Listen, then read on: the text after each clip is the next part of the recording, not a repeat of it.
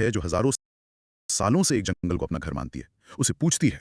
फिर एक दिन बड़ी मशीन्स आती हैं और कहती हैं कि इस जमीन के नीचे बॉक्साइट है और अब ये जंगल जंगल नहीं, एक माइन है। और उस कम्युनिटी का क्या होगा? एग्जैक्टली यही वो कोर कॉन्फ्लिक्ट है जिसे आज हम एक्सप्लोर करेंगे। ये सिर्फ जमीन की लड़ाई नहीं, ये आइडेंटिटी की लड़ाई है। बिल्कुल, और इस डीप डाइव में हम इसी गुत्थी को सुलझाने वाले हैं। इससे पहले कि हम इस कॉम्प्लेक्स दुनिया में डाइव करें, आगे बढ़ने से पहले जल्दी से सब्सक्राइब बटन दबा दो, लाइक करो और नोटिफिकेशन बेल ऑन कर लो ताकि तुम ऐसा कोई भी इंपॉर्टेंट डिस्कशन मिस ना करो।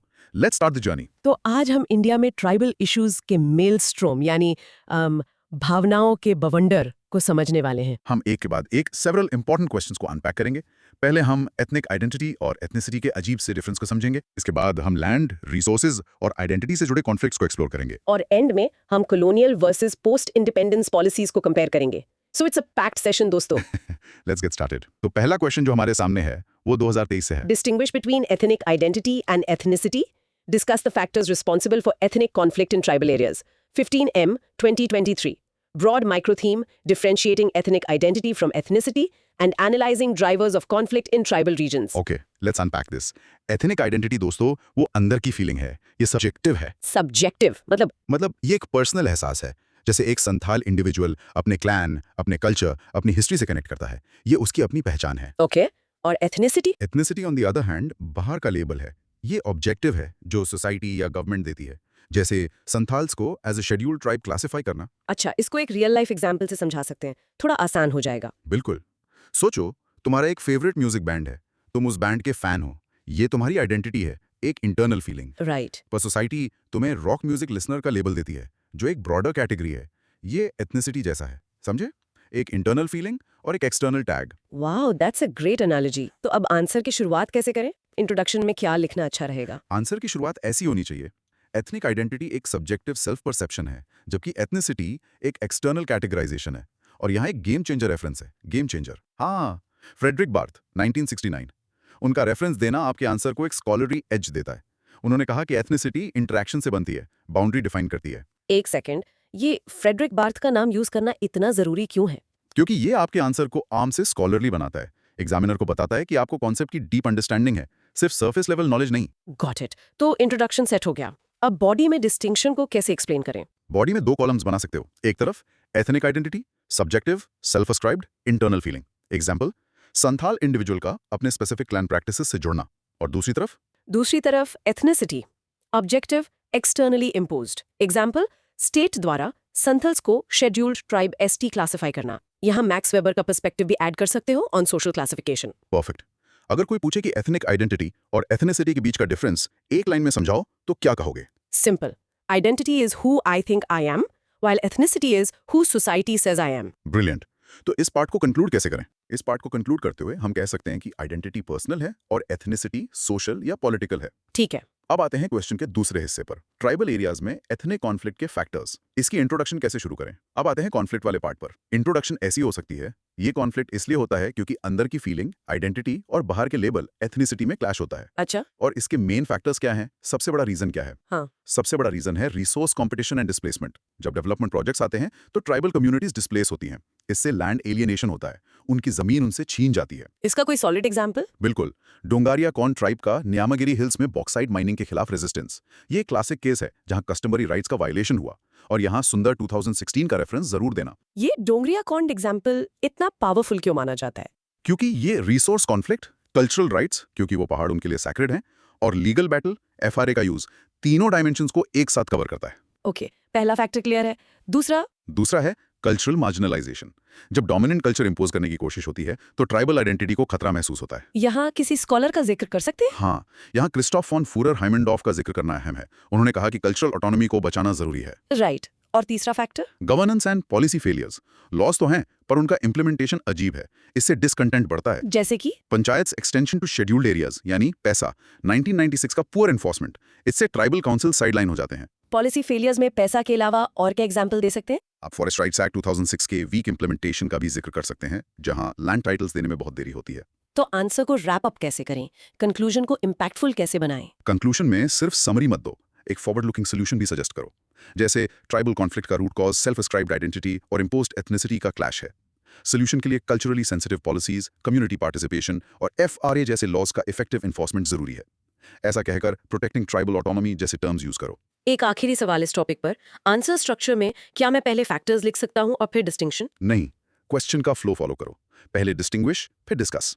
It ensures a logical structure और एग्जामिनर के लिए चेक करना आसान होता है। बिल्कुल आसान हो गया। चलो अब पॉज करके प्रैक्टिस करो। Ethnic identity is subjective, ethnicity is objective. Rehearse it. तो इन शॉर्ट, ये क्वेश्चन आइडेंटिटी के इंटरनल सेंस और एक्सटर्नल प्रेशर्स के बीच के कॉन्फ्लिक्ट के बारे में है, जो रिसोर्सेज और गवर्नेंस से जुड़ा है। एग्जैक्टली। चलें अगले क्वेश्चन पर। हाँ बिल्कुल। अब हम नॉर्थ ईस्ट इंडिया की तरफ चलते हैं। Identify the causes of tribal unrest with special reference to Northeast India. 15M 2021. Broad micro theme, socio economic, political and cultural drivers of tribal unrest in the north east region. पहले tribal unrest का मतलब समझते हैं। Yeah. Basically it means dissatisfaction and protests. और north east India इसका एक hotspot है, hotspot क्यों? क्योंकि वहाँ इनक्रेडिबल डाइवर्सिटी है। 100 से ज्यादा अलग अलग कम्युनिटीज हैं। इसको एक एग्जाम्पल से समझा सकते हैं? हाँ, सोचो एक डाइवर्स स्कूल जहाँ हर क्लास का अपना कल्चर है, अपनी अलग पहचान है। अगर मैनेजमेंट सब पर एक ही रूल थोपने लगे तो अनरेस्ट होगा ना? बिल्कुल होगा। नॉर्थ ईस्ट में भी कुछ ऐसा ही है, पर on a much larger scale. तो इस आंसर की शुरुआत कैसे करें? इंट्रोडक्शन में क्या लिखें? शुरुआत करो ट्राइबल अनरेस्ट को डिफाइन करके, फिर सीधे कॉन्टेक्स्ट सेट करो कि नॉर्थ ईस्ट इंडिया अपनी यूनिक डाइवर्सिटी के कारण इस इशू को स्टडी करने के लिए एक क्रिटिकल केस स्टडी है। परफेक्ट। अब आते हैं मेन कॉजेस पर। क्या हम इनको हेडिंग्स में डिवाइड कर सकते हैं? हाँ, और करना ही चाहिए। It gives your answer structure and clarity. Examiner को चेक करना आसान हो जाता है। हिस्टोरिकल, पॉलिटिकल, कल्चरल जैसे हेडिंग्स यूज करो। ठीक है, तो पहली heading historical and socio economic causes. इसमें पहला पॉइंट है कॉलोनियल डिसरप्शन। ब्रिटिश पॉलिसीज ने ट्रेडिशनल गवर्नेंस को डिस्टर्ब किया। उनका लैंड रेगुलेशन एक्ट 1873 ने लैंड एलियनेशन बढ़ाया। इसका कोई स्पेसिफिक एग्जांपल? त्रिपुरा, वहां ईस्ट पाकिस्तान से माइग्रेशन के कारण ट्राइबल पॉपुलेशंस का मार्जिनलाइजेशन हुआ। ये एक ऐतिहासिक घाव है। ओके, और सोशो इकोनॉमिक में दूसरा point? Development deficit. Deforestation, mining, dam से रिसोर्सेज एक्सप्लॉइट होते हैं पर लोकल लोगों को फायदा नहीं होता। स्कॉलर बीके रॉय बर्मन इसे डेवलपमेंट डेफिसिट कहते हैं। ये बीके रॉय बर्मन का नाम मेंशन करने से क्या फायदा होगा? ये आपके पॉइंट डेवलपमेंट डेफिसिट को क्रेडिबिलिटी देता है। Using scholars names shows analytical depth. आम बात नहीं लगती। ओके, इसका कोई एग्जांपल? अरुणाचल प्रदेश में लोअर सुबानसिरी डैम प्रोजेक्ट का विरोध। ये एक परफेक्ट एग्जाम्पल है। ठीक है, हिस्टोरिकल और सोशियो इकोनॉमिक कॉजेस क्लियर हैं। अब पॉलिटिकल ड्राइवर्स क्या हैं? इसमें पहला है असर्शन ऑफ आइडेंटिटी। ग्रुप्स अपनी डिस्टिंक्ट आइडेंटिटी के लिए ऑटोनॉमी या सेपरेशन मांगते हैं, जैसे असम में बोडोलैंड की डिमांड। और दूसरा, failure of autonomy mechanisms. Sixth schedule councils जैसे इंस्टीट्यूशंस करप्ट या इनएफिशिएंट हो जाते हैं। एग्जांपल? खासी ऑटोनमस डिस्ट्रिक्ट काउंसिल में मिसमैनेजमेंट से अनरेस्ट, और जब ये सब फेल हो जाता है तब आती है मिलिटेंसी एंड इंसर्जेंसी। जब ग्रीवेंसेस सॉल्व नहीं होते तो इंसर्जेंट ग्रुप्स बन जाते हैं। Example, national socialist council of Nagaland यानी NSCN की ग्रेटर नागालैंड की डिमांड। तो इंसर्जेंसी और नॉर्मल प्रोटेस्ट में क्या फर्क है? प्रोटेस्ट यूजुअली पीसफुल होता है और सिस्टम के अंदर चेंज मांगता है। इंसर्जेंसी आर्म्ड स्ट्रगल है जो सिस्टम को चैलेंज या ओवरथ्रो करना चाहता है। क्लियर? अब तीसरी category, cultural and external factors. इसमें है threat to cultural identity. Non tribal populations के आने से लोकल कल्चर को खतरा होता है। इससे बचने के लिए कोई मैकेनिज्म है? हाँ, मणिपुर जैसे स्टेट्स में inner line permit ILP system इसी को प्रोटेक्ट करने के लिए है। ये ILP सिस्टम क्या है इन सिंपल टर्म्स? ILP एक ट्रैवल डॉक्यूमेंट है। नॉन रेजिडेंट्स को ILP सिस्टम वाले स्टेट में एंटर करने के लिए परमिशन लेनी पड़ती है। इसका एम ट्राइबल डेमोग्राफिक्स को प्रोटेक्ट करना है। ओके, और एक्सटर्नल फैक्टर्स में? Cross border issues. International borders पास होने से इलीगल आर्म्स ट्रेड और मिलिटेंसी बढ़ती है। एग्जाम्पल, NSCN के का इंडिया म्यांमार पर ऑपरेट करना। वाओ, ये तो काफी कॉम्प्लेक्स है। इस आंसर में मैप बनाना जरूरी है? Absolutely. A simple map showing Nagaland, Manipur, Tripura, Assam as hotspots will fetch you extra marks. It shows geographical awareness. तो अब इस क्वेश्चन का कंक्लूजन बैलेंस्ड कैसे रखें? Solution देते वक्त सिर्फ प्रॉब्लम्स मत गिनाओ, पॉजिटिव स्टेप्स भी बताओ, जैसे नॉर्थ ईस्ट का अनरेस्ट हिस्टोरिकल इनजस्टिस, इकोनॉमिक डेप्रिडेशन और आइडेंटिटी क्राइसिस का कॉम्प्लेक्स मिक्स है। सोल्यूशन के लिए सिक्स्थ स्केड्यूल को स्ट्रेंथन करना, इक्विटेबल डेवलपमेंट और ILP जैसे प्रोटेक्टिव मेजर्स जरूरी हैं। नेशनल इंटीग्रेशन जैसे टर्म्स के साथ एंड करो। Great. Let's practice a key phrase from this. The unrest in Northeast India is a complex interplay of historical, political and cultural factors. बोलो मेरे साथ। तो इसका मिनी रिकैप, नॉर्थ ईस्ट का अनरेस्ट सिर्फ एक इशू नहीं बल्कि मल्टीपल लेयर्स का एक प्रॉब्लम है, from colonial era land policies to modern day identity politics. Exactly. चले आगे। हाँ जी। अगला क्वेश्चन एथनिसिटी के कॉन्सेप्ट पर है। Describe the concept of ethnicity and explain its nature. Broad micro theme. Definition and anthropological interpretation of ethnicity as a social construct. तो ethnicity क्या है? It's a shared sense of belonging. ये ancestry, language, religion या culture पर based हो सकती है। ये तो बेसिक डेफिनेशन हुई, इसमें ट्विस्ट क्या है? The real twist came from anthropologist Fredrik Barth. Barth ने 1969 में कहा कि ethnicity is not about the stuff inside a group but the boundary that separates it from others. एक मिनट, दोबारा समझाइए। मतलब हम कौन हैं ये इस बात से डिफाइन होता है कि हम कौन नहीं हैं? प्रिसाइसली। कूल ना? काफी कूल है। इसका कोई आसान एग्जांपल, स्कूल में हाउस सिस्टम्स होते हैं ना, red house, blue house etcetera. Red house की आइडेंटिटी इसलिए स्ट्रांग होती है क्योंकि वो ब्लू हाउस से अलग है। वो बाउंड्री मैटर करती है, भले ही दोनों हाउसेस के स्टूडेंट्स एक ही स्कूल में पढ़ते हों। ये तो बिल्कुल क्लियर हो गया। तो इसके आंसर की इंट्रोडक्शन कैसे लिखें? Start with a simple definition of ethnicity, then immediately introduce Frederick Barth 1969 as the game changer who shifted the focus from cultural content to social boundaries. ठीक है, अब बॉडी में इसके नेचर को कैसे एक्सप्लेन करें? बॉडी में पहले बताओ कि एथनिसिटी एक सोशल कंस्ट्रक्ट है, मतलब ये सोसाइटी बनाती है, ये फ्लूइड है, चेंज हो सकती है। सोशल कंस्ट्रक्ट का क्या मतलब है? इसका मतलब है कि कोई चीज नेचुरली एग्जिस्टिंग नहीं है, बल्कि उसे सोसाइटी ने अपने इंटरैक्शंस, बिलीव्स और हिस्ट्री के थ्रू बनाया है। It can change over time. Okay, इसको किसी और अप्रोच से कॉन्ट्रास्ट कर सकते हैं? हाँ, इसको प्राइमोर्डियल अप्रोच से कॉन्ट्रास्ट करो। इसके मेन प्रोपोनेंट हैं क्लिफर्ड गर्ट्स। वो मानते थे कि एथनिसिटी फिक्स्ड और अनचेंजिंग है, जैसे ब्लड एंड सॉइल। तो बार्थ और गर्ड्स के अप्रोच में मेन डिफरेंस क्या है? गर्ट्स ने कहा एथनिसिटी ब्लड एंड सॉइल जैसी डीप इमोशनल चीज है, प्राइमोर्डियल। बार्थ ने कहा नहीं, ये सोशल इंटरैक्शन और बाउंड्री मेकिंग का प्रोसेस है, कंस्ट्रक्टिविस्ट। Got it. बॉडी में और क्या आएगा? बार्थ्स कंस्ट्रक्टिविस्ट अप्रोच को और एक्सप्लेन करो कि एथनिक बाउंड्रीज कॉन्स्टेंटली निगोशिएट होती हैं पॉलिटिकल और इकोनॉमिक सिचुएशंस के हिसाब से। एग्जाम्पल, बार्थ की पठान्स ऑफ अफगानिस्तान की स्टडी, ठीक है, और इसका कोई सोशियो पॉलिटिकल डायमेंशन है? हाँ बिल्कुल, एथनिसिटी पावर और पॉलिटिक्स से जुड़ी है। पियर बोर्डियो ने इसे सिंबॉलिक कैपिटल कहा। डोनाल्ड हॉरावर्ट्स ने बताया कि पावर के लिए कंपटीशन एथनिक डिविजन्स को डेंजरस बना सकता है। इसका कोई स्ट्रॉन्ग एग्जाम्पल? रवांडा जेनोसाइड, ये एक एक्सट्रीम और पावरफुल एग्जाम्पल है जो दिखाता है कि जब एथनिक आइडेंटिटीज को पॉलिटिकल टूल बनाया जाता है तो उसके कॉन्सिक्वेंसेस कितने डेवेस्टेटिंग हो सकते हैं। हुतू और तुत्सी आइडेंटिटीज को कॉलोनियल पावर्स ने पॉलिटिसाइज किया था। My God. तो आंसर में इतने सारे थिंकर्स, बार्थ, गिट्स, बोर्डियो, हॉरोविट्स को कैसे मैनेज करें? हर थिंकर को एक स्पेसिफिक कॉन्सेप्ट से जोड़ो। Barth is equal to boundaries, Geertz is equal to primordial, Bourdieu is equal to symbolic capital, Horowitz is equal to conflict. This makes it easy to remember and use. ये सही trick है। अब conclusion में क्या लिखें? इस answer का structure कैसा होना चाहिए? Introduction, define plus Barth. Body paragraph 1 constructivist versus primordial, body paragraph 2 socio political dimension with examples. Conclusion, और कंक्लूजन में लिखो कि एथनिसिटी एक डायनामिक आइडेंटिटी मार्कर है जो क्लास और जेंडर से भी इंटरसेक्ट करता है। जेंडर से? हाँ, यहाँ शरी ऑटनर का नाम मेंशन करना एक एडवांस्ड पॉइंट है। मेंशन करने से पता चलता है कि आपने एथनिसिटी को सिर्फ पॉलिटिक्स से नहीं बल्कि जेंडर जैसे दूसरे सोशल स्ट्रक्चर से भी लिंक किया है। ग्रेट, चलो practice time. Okay, repeat after me. Ethnicity is a social construct defined by boundaries, not content. Let's say it again. तो इसका मिनी रिकैप, एथनिसिटी कोई फिक्स चीज नहीं है, ये एक फ्लूइड सोशल प्रोसेस है जिसे पॉलिटिक्स, पावर और हिस्ट्री शेप करते हैं। Perfect. अगले क्वेश्चन पर चलते हैं। ये 2018 से है। Discuss the various factors resulting in tribal unrest in various parts of India. 15M, 2018. Broad micro theme.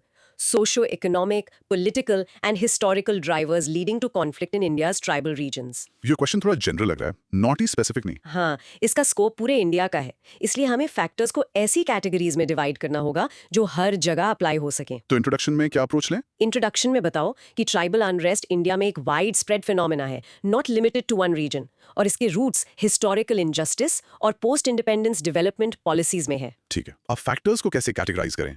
हम 3 मेन हेडिंग्स ले सकते हैं: हिस्टोरिकल फैक्टर्स, इकोनॉमिक फैक्टर्स और socio political factors. Okay, let's start with historical factors. इसमें सबसे पहले आएगा colonial policies. British ने फॉरेस्ट एक्ट से उनके ट्रेडिशनल राइट्स खत्म किए और आइसोलेशनिस्ट पॉलिसीज ने उन्हें मेन स्ट्रीम से काट दिया। और दूसरा historical factor, loss of sovereignty. पहले उनके अपने चीफ्स और काउंसिल्स होते थे, ब्रिटिश सिस्टम ने उनकी ऑटोनॉमी को इरोड कर दिया। ठीक है, अब आते हैं इकोनॉमिक फैक्टर्स पर। ये सबसे इंपॉर्टेंट होगा ना, है ना? बिल्कुल। इसमें पहला पॉइंट है लैंड एलिनेशन एंड डिस्प्लेसमेंट। ये हमने पहले भी डिस्कस किया था। डेवलपमेंट प्रोजेक्ट्स जैसे डैम्स, माइंस, इंडस्ट्रीज के नाम पर उनकी जमीन ले ली जाती है। यहाँ नर्मदा डैम प्रोजेक्ट का एग्जांपल दे सकते हैं। हाँ, Narmada dam project, Polavaram project in Andhra Pradesh, ये सब बड़े एग्जांपल्स हैं। इकोनॉमिक में दूसरा पॉइंट, इंडेटेडनेस एंड एक्सप्लॉयटेशन। जब उनसे जमीन छीन जाती है तो वो मनी लेंडर्स के जाल में फंस जाते हैं। इससे बॉन्डेड लेबर जैसे इश्यूज भी पैदा होते हैं। और तीसरा, forest related issues, forest rights act 2006 के आने के बावजूद फॉरेस्ट डिपार्टमेंट से उनका कॉन्फ्लिक्ट चलता रहता है over access to minor forest produce. Clear है। अब सोशियो पॉलिटिकल फैक्टर्स। पहला, erosion of identity. Education, media और नॉन ट्राइबल कॉन्टैक्ट से उनकी लैंग्वेज और कल्चर पर असर पड़ता है। उन्हें इंफीरियर फील कराया जाता है। राइट। दूसरा political factor. Ineffective implementation of protective legislations, जैसे पैसा, FRA, 5th and 6th schedules कागज पर अच्छे हैं पर रियलिटी में वीक। और आखिरी। Rise of a tribal educated middle class. जब एक नया एजुकेटेड क्लास उभरता है तो वो अपने राइट्स को लेकर ज्यादा अवेयर होता है और एक्सप्लॉयटेशन के खिलाफ आवाज उठाता है। इससे भी एक तरह का अनरेस्ट पैदा होता है, पर ये पॉजिटिव है। वाओ, ये तो काफी कॉम्प्रिहेंसिव लिस्ट है।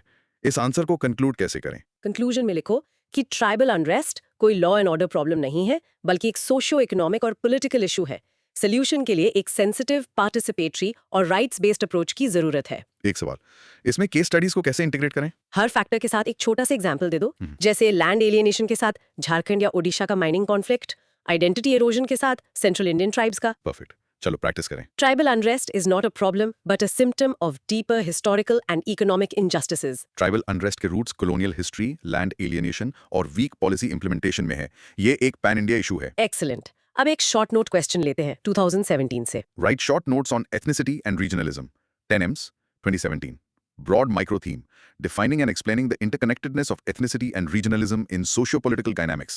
ये 10 मार्क्स का है तो कंसाइज होना पड़ेगा। हाँ, इसमें 2 पार्ट्स हैं, एथनिसिटी और रीजनलिज्म। हम दोनों को अलग-अलग हेडिंग्स में एक्सप्लेन करेंगे। ठीक है, पहले एथनिसिटी। Ethnicity वाले पार्ट में वही बात वाली डेफिनेशन यूज करो। It's a social construct based on a shared sense of culture, ancestry or history defined by social boundaries. और इसके नेचर के बारे में बताओ कि ये फ्लूइड और सिचुएशनल होता है, पॉलिटिक्स में इसका मोबिलाइजेशन हो सकता है। एक लाइन में, it's about a sense of us versus them. Okay. इसके लिए एक example? Naga identity in north east, उनकी शेयर्ड हिस्ट्री और कल्चर उन्हें एक डिस्टिंक्ट एथनिक ग्रुप बनाती है। Perfect. अब दूसरा पार्ट, regionalism. Regionalism को डिफाइन करो as a political ideology that focuses on the interests of a specific region over a larger state. ये एथनिसिटी से कैसे जुड़ता है? यही इस आंसर का कोर है। लिखो कि जब एक एथनिक ग्रुप जोग्राफिकली कॉन्सेंट्रेटेड होता है तो उनकी एथनिक आइडेंटिटी रीजनलिज्म को फ्यूल करती है। वो अपने रीजन के लिए स्पेशल राइट्स या ऑटोनॉमी मांगते हैं। मतलब एथनिसिटी इंजन है और रीजनलिज्म गाड़ी। क्या बात है, बिल्कुल। एग्जाम्पल के लिए द्रविडियन मूवमेंट इन तमिलनाडु, ये लैंग्वेज एथनिक मार्कर पर बेस्ड था और इसने एक स्ट्रॉन्ग रीजनल आइडेंटिटी को जन्म दिया। और कंक्लूजन? कंक्लूजन में दोनों को लिंक कर दो। लिखो कि इंडिया में एथनिसिटी और रीजनलिज्म अक्सर एक दूसरे को रीइंफोर्स करते हैं, जिससे ऑटोनॉमी की डिमांड्स पैदा होती हैं। But it can be both positive, celebrating diversity, and negative, secessionism. Short, sweet and to the point. चलो आगे बढ़ते हैं। Next question is from 2016। ये पिछले क्वेश्चन से ही जुड़ा हुआ है। Short notes on the role of regionalism plays in demand for autonomy among Indian tribes, 10M 2016. Broad micro theme, regionalism as a driver for autonomy demands among Indian tribes. तो इसका focus specifically Indian tribes पर है। Yes. Introduction में define करो कि regionalism in tribal context क्या है. It's the assertion of tribal identity tied to a specific territory, जल, जंगल, जमीन. ओके। Body में क्या points आएंगे? बॉडी में बताओ कि ये ऑटोनॉमी की डिमांड क्यों उठती है? Protection of distinct cultural identity.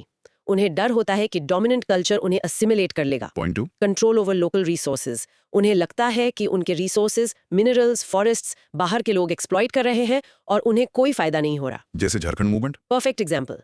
Jharkhand movement का मेन स्लोगन ही था रिसोर्सेज पर control. History of neglect and administrative apathy.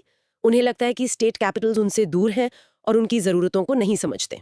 इसमें 6 शेड्यूल का जिक्र कर सकते हैं। जरूर। बताओ कि 6 शेड्यूल, ऑटोनोमस डिस्ट्रिक्ट काउंसिल्स और 5th शेड्यूल, ये कॉन्स्टिट्यूशनल मैकेनिज्म्स हैं इस रीजनल ऑटोनॉमी की डिमांड को एड्रेस करने के। और examples? Bodoland Territorial Council in Assam is a prime example of regionalism leading to an autonomous administrative unit. Conclusion कैसे करें? Conclude करो कि tribal regionalism is essentially a demand for self-governance and recognition. It's a way of saying, let us develop in our own way. Got it. Mini recap. Tribal regionalism identity, resources और neglect से पैदा होता है और इसका ultimate goal autonomy है। You nailed it. चलें 2015 के क्वेश्चन पर। Right. Over resources and tribal unrest. 10M 2015 broad micro theme, the role of resource alienation and rights denial as primary causes of tribal unrest. ये तो काफी direct question है। बहुत direct. Introduction में सीधे पॉइंट पर आओ। Tribal unrest in India is fundamentally a conflict over जल, जंगल, जमीन। बॉडी में क्या स्ट्रक्चर फॉलो करें? बॉडी में इस कॉन्फ्लिक्ट के डायमेंशंस बताओ। Historical perspective. Colonial forest laws ने कैसे उनके राइट्स को क्रिमिनलाइज किया। Dimension 2। Post independence development model. कैसे नेशनल इंटरेस्ट के नाम पर उन्हें डिस्प्लेस किया गया।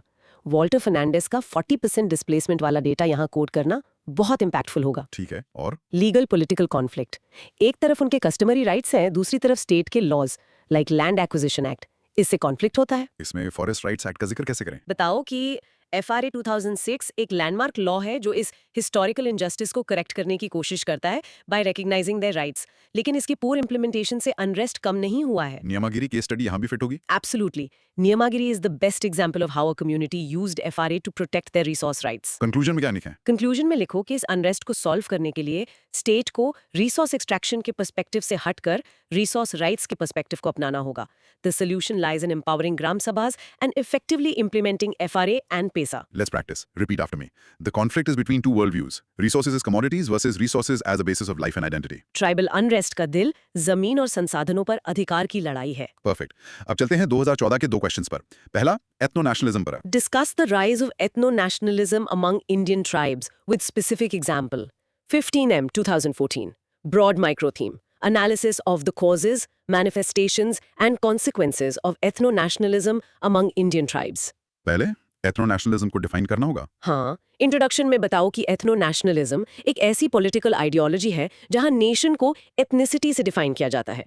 जब एक एथनिक ग्रुप एक अलग नेशन स्टेट की डिमांड करता है, वो एथनो-नेशनलिज्म है। इसके राइज के कॉजेस क्या हैं? बॉडी में यही आएगा ना? Yes, बॉडी में आएगा causes for rise. 1. A strong sense of distinct history and culture. उन्हें लगता है कि वो भारत के बाकी लोगों से फंडामेंटली अलग हैं। 2. Sense of political and economic deprivation. उन्हें लगता है कि उन्हें सिस्टम ने एक्सप्लॉइट किया है। 3. Geographical isolation. इससे उनकी यूनिक आइडेंटिटी प्रिजर्व होती है। क्वेश्चन में स्पेसिफिक एग्जांपल मांगा है। और यहाँ हम दो सबसे स्ट्रॉन्ग एग्जाम्पल्स देंगे। पहला, नागा एथनो नेशनलिज्म। इसकी थोड़ी डिटेल्स। बताओ कि इसकी शुरुआत 1918 में नागा क्लब से हुई, जिन्होंने साइमन कमीशन को कहा था कि हमें अलग रहना है। फिजो के अंडर ये आगे बढ़ा। NSCN का ग्रेटर नागालिम का कॉन्सेप्ट इसका करंट मैनिफेस्टेशन है। और दूसरा एग्जांपल? Meso nationalism. इसकी शुरुआत 1959 के मोताम फैमिन से हुई। उन्हें लगा कि गवर्नमेंट ने उनकी मदद नहीं की।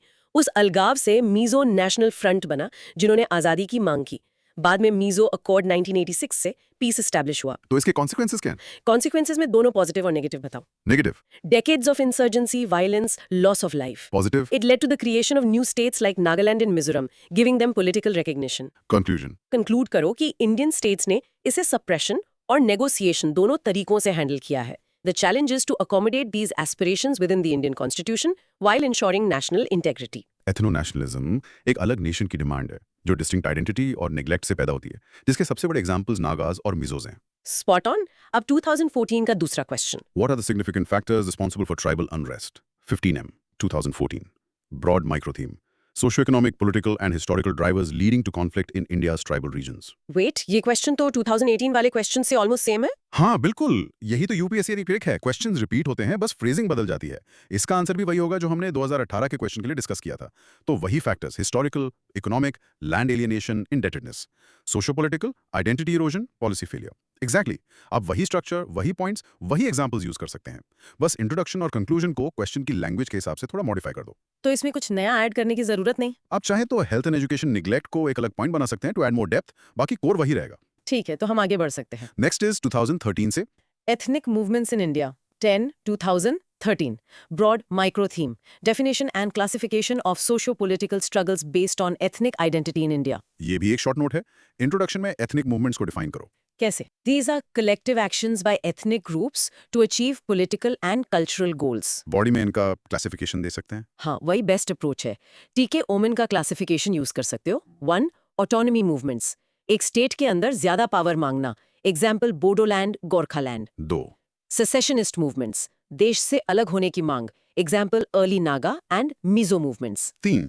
इंसिटू मूवमेंट्स, जगह बदले बिना अपने सोशल स्टेटस और राइट्स के लिए लड़ना, जैसे दलित मूवमेंट्स। अच्छा, तो इसमें सिर्फ ट्राइबल ही नहीं, दूसरे मूवमेंट्स भी आएंगे। हाँ, क्वेश्चन एथनिक मूवमेंट्स है, नॉट जस्ट ट्राइबल मूवमेंट्स। तो स्कोप थोड़ा ब्रॉड है। और कंक्लूजन? कंक्लूजन में लिखो कि इंडियन स्टेट ने इन मूवमेंट्स को अलग अलग स्ट्रैटेजी से रिस्पॉन्ड किया है, from accommodation to suppression.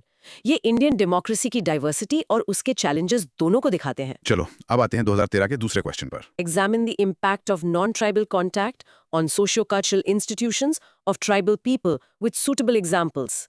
15M 2013. Broad micro theme. socio-cultural effects of non-tribal contact and political integration on tribal institutions. इसका इंट्रोडक्शन इंटरेस्टिंग हो सकता है. Start with Warrior Elvin's dilemma. Should tribes be isolated or assimilated? ठीक है, अब body में impacts को positive और नेगेटिव में डिवाइड करें. Yes, that's the best way. पहले negative impacts. 1. Impact on social institutions. उनका ट्रेडिशनल किशन सिस्टम वीकन हुआ है, न्यूक्लियर फैमिलीज बढ़ रही हैं. जैसे घटोल सिस्टम ऑफ गोन्स वो डिक्लाइन कर रहा है. और 2. Impact on economic institutions. उनकी बार्टर इकोनॉमी मार्केट इकोनॉमी से रिप्लेस हो गई. वो कैश के लिए डिपेंडेंट हो गए. फॉरेस्ट से उनका रिश्ता टूटा. 3. Impact on political institutions. Traditional tribal councils की पावर कम हुई है और स्टैट्यूटरी पंचायत्स ने उनकी जगह ले ली. 4. Impact on religion and culture. Christian missionaries और हिंदू ऑर्गेनाइजेशंस के इन्फ्लुएंस से उनके अपने एनिमिस्टिक बिलीव्स चेंज हुए हैं. इसे एम.एन. श्रीनिवास ने संस्कृताइजेशन भी कहा है.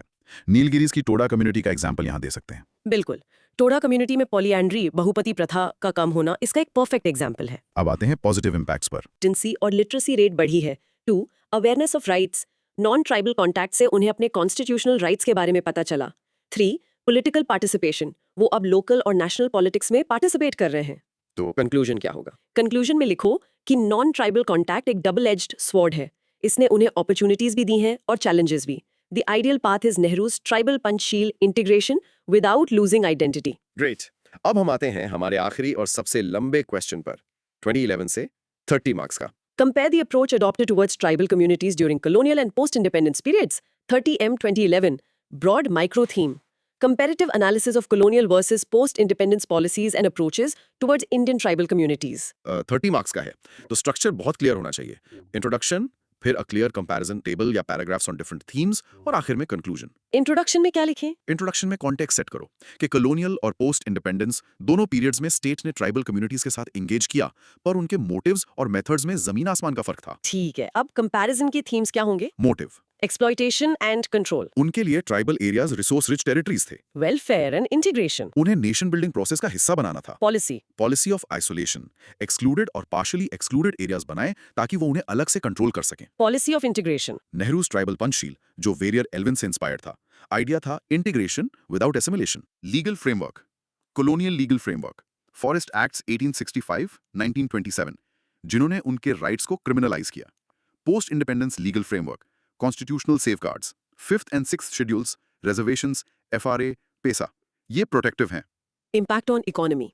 उनके ट्रेडिशनल इकोनॉमी को डिस्ट्रॉय किया, उन्हें एक्सप्लॉइटेड लेबर बनाया. यहाँ थोड़ी कंटिन्यूटी है. डेवलपमेंट इंड्यूस्ड डिस्प्लेसमेंट जारी रहा. नेशनल डेवलपमेंट के नाम पर उन्हें हटाया गया. यहाँ नर्मदा डैम का एग्जाम्पल दे सकते हैं. जरूर. बताओ कि नियत बदली पर परिणाम कई बार वही रहा. और आखिरी theme, nature of tribal response. Large scale armed rebellions. Santhal Hul, Birsa Munda का उलगुलान. ज्यादातर constitutional methods, protests, court cases, political negotiations. ये तो बहुत क्लियर कंपैरिजन हो गया. अब कंक्लूजन में इस सब को सम अप कैसे करें? कंक्लूजन में लिखो कि पोस्ट इंडिपेंडेंस अप्रोच नियत में कॉलोनियल अप्रोच से बेहतर था, पर इम्प्लीमेंटेशन में कई गैप्स रह गए. The legacy of colonial exploitation continued in a new form under the garb of national development. Challenge अभी भी वही है, उनके राइट्स और ऑटोनॉमी को रिस्पेक्ट करना. वाओ, व्हाट अ जर्नी दोस्तों.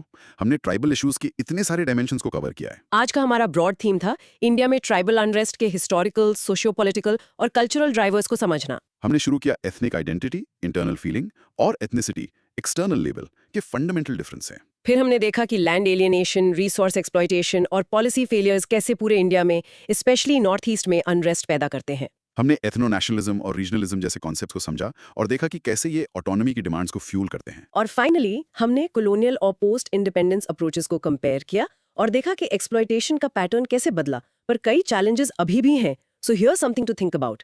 हम डेवलपमेंट की बात करते हैं, बट किसके लिए डेवलपमेंट? एक तरफ हाईवेज और माइंस हैं, दूसरी तरफ सेक्रेड ग्रोव्स और एंसेस्ट्रल लैंड्स.